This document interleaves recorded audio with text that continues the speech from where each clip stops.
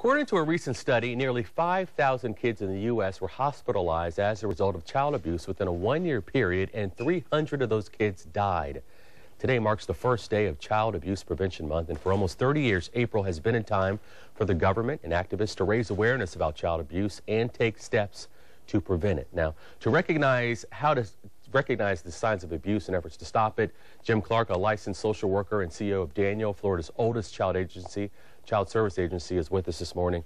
Now, talking about child abuse, and if you recognize child abuse, then you likely know the parent, probably. Sure. About 80% of the cases that the perpetrator will be known to the victim, and similar, if often the parents will be familiar with different people. You know, there are over 3 million cases every year of children who have been abused and neglected.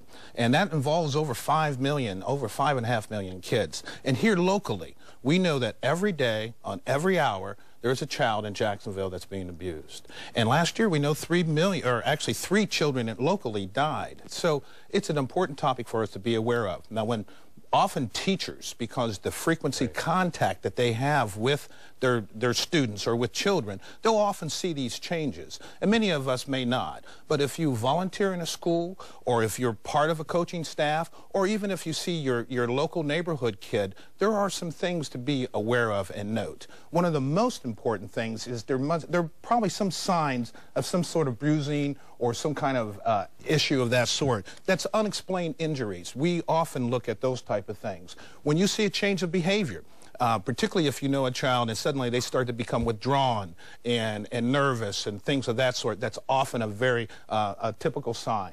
When we see changes of school performance of any sort, that's always time to be alert. And of course, abuse is not just physical, but it can also be mental. And if you see children, indeed, who their physical hygiene is not appropriate, that may also be a sign of some abuse and neglect. And if you do notice any of those signs, some of them, could also be emotional, as you're saying. Right. What should you do?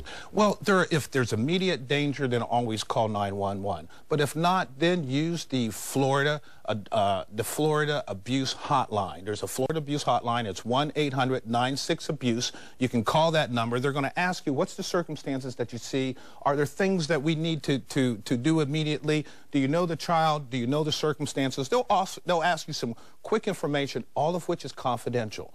And that's an obligation that we all have. In Florida, we have a law that says that if you see abuse or suspect abuse, you have an obligation to call that number. And that number, they don't necessarily going to remove your children. There are other things, services that can be provided to help keep families intact. Well, hopefully the information that you gave those people out there this morning will help to save a child's life. As you said, 3 deaths here as a result of child abuse just in our local area last year. That's right. Thank you for joining us this morning. Thank you. For more information on child abuse, log on to news4jax.com or the parent resource section of danielkids.org.